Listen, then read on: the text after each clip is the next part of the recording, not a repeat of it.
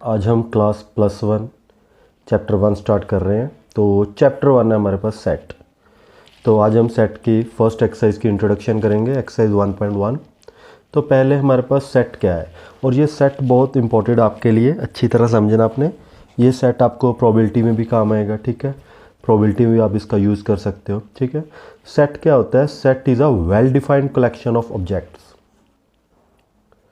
Set is well defined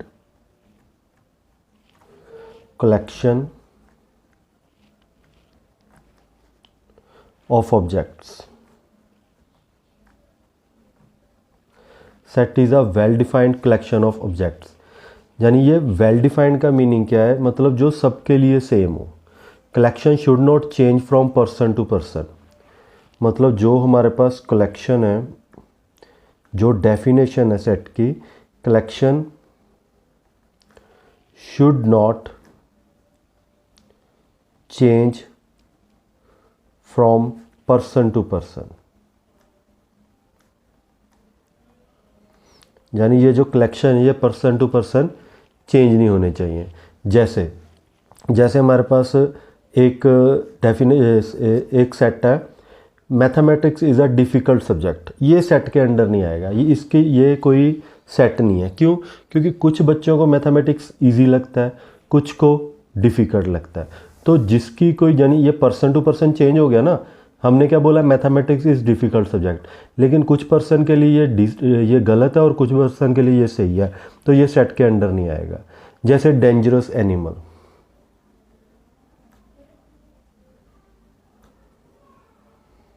dangerous animal यानी snake है। कुछ लोग स्नेक से डरते हैं, लेकिन जो एक्सपर्ट है वो स्नेक को पकड़ लेते हैं, उनको डर नहीं लगता। ये भी पर्सन टू पर्सन चेंज होगी, तो ये भी सेट नहीं है। सेट में क्या होता है? वेल डिफाइंड, जो सबके लिए सेम हो। अगर मैं बोलूँ आपको even natural number less than 10, तो अगर मैं एक स्टूडेंट से पूछूं जिसका नाम मोनू है, ठीक है, मोनू से मैं पूछूं भी set of even natural number less than 10, तो वो क्या लिखेगा? 2 4 6 8 लेस देन 10, ठीक है। तो 2 4 6 8 आएगा। अगर मैं और किसी लड़के से पूछूं, सोनू से पूछूं, तो वो भी क्या बोलेगा? 2 4 6 8। ये पर्सन टू पर्सन चेंज नहीं हुआ, ये सेम है। तो सेट क्या है? Well defined collection of object है, and collection should not change from person to person. जो कलेक्शन है वो पर्सन टू पर्सन चेंज नहीं होनी चाहिए, ठीक है। और जो भी सेट है उसे हम क्या लिखेंगे? कर्ल ब्रेसेस में, ठीक है। कर्ल में लिखना है, उसे डोनेट क्या करना है? कर्ल से। और इसे हमेशा कैपिटल लेटर में लिखना है। जैसे set of a odd natural number, ठीक है, odd natural number less than 10। तो set of a odd natural number less than 10 हमारे पास क्या होगा? 1 3 5 7 9।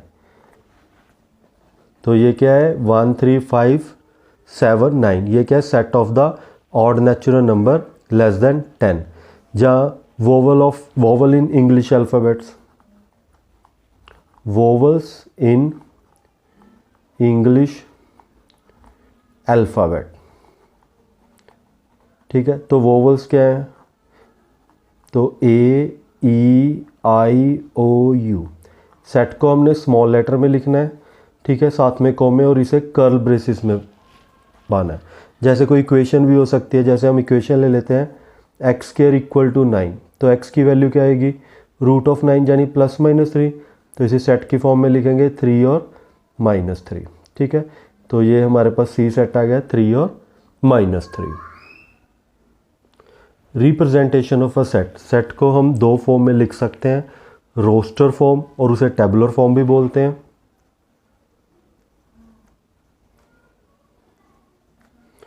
रोस्टर और tabular form,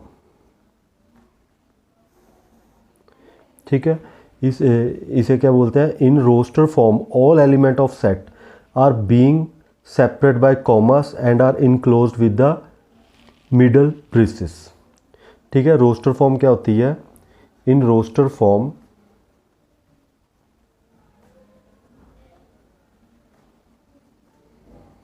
all elements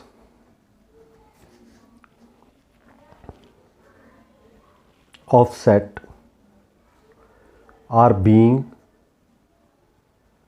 separate by commas and are enclosed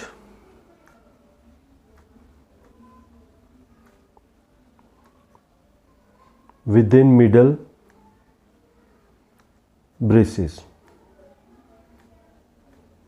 ठीक है, जैसे सेट ऑफ वोवल्स हमने लिखा है तो ए ई आई ओ यू, ये क्या है, रोस्टर फॉर्म है, जैसे टेबुलर फॉर्म भी बोल देते हैं। ठीक है, दूसरी फॉर्म है इसकी set builder form. Set builder form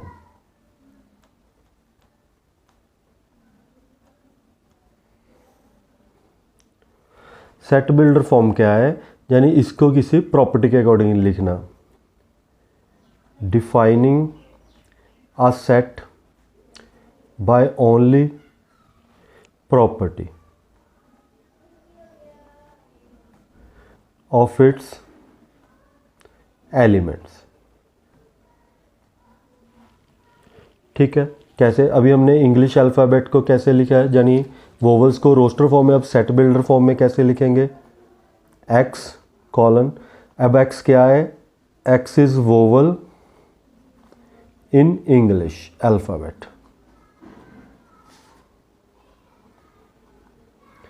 यानी बस लिखने का तरीका अलग है, इसे हमने थ्योरेटिकल पोर्शन में लिखता, इसे एलिमेंट में लिखता। जब एलिमेंट में लिखोगे तो वो रोस्टर फॉर्म है या टेबुलर फॉर्म है, जब आपको थ्योरेटिकल में लिखोगे तो वो क्या है, आपके पास सेट बिल्डर फॉर्म है। ठीक है, अब रोस्टर फॉर्म में क्या है, रोस्टर फॉर्म या टेबुलर फॉर्म में एक और चीज़ है, इन रोस्टर फॉर्म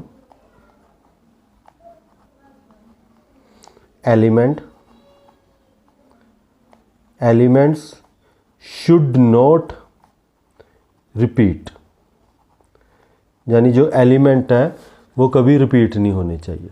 ठीक है, जैसे x is a letter of world mathematics.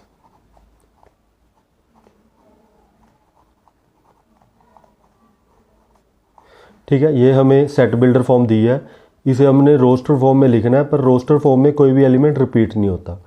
कैसे लिखेंगे अब रोस्टर फॉर्म में, एम, फिर ए, फिर टी, फिर एच, फिर ई। अब एम दोबारा आ गया, इसे नहीं लिखना, फिर ए दोबारा आ गया, इसे नहीं लिखना। ठीक है, अब टी दोबारा आ गया, इसे नहीं लिखना, फिर क्या लिखेंगे, आई सी एस। ठीक है, यानी कोई भी लेटर दोबारा रिपीट नहीं होगा रोस्टर फॉर्म में। ये था सेट बिल्डर फॉर्म में फुल लेटर आएंगे, लेकिन अब इन्होंने कैपिटल लेटर में दिया हुआ है तो हमने कैपिटल लेटर में लिख दिया। ठीक है, अदरवाइज़ हम स्मॉल लेटर में सेट को लिखते हैं। ठीक है, तो अब नेक्स्ट टॉपिक क्या, यानी डाटा बिलोंग्स टू और नॉट बिलोंग्स टू। जैसे हमारे पास कोई ए सेट है, like odd number less than 10, वही ले लेते हैं एग्जांपल 1 3 5 7 और 9। अब देखो 1 इस सेट में आ रहा है तो इसको बिलोंग करता है, ये बिलोंग का साइन है। अब 2 तो नहीं इसमें आ रहा, तो 2 नॉट बिलोंग्स टू ए, तो 1 belongs to A, 2 does not belongs to A. तो इसे क्या मेंशन होगा, 1 belongs to A and 2 does not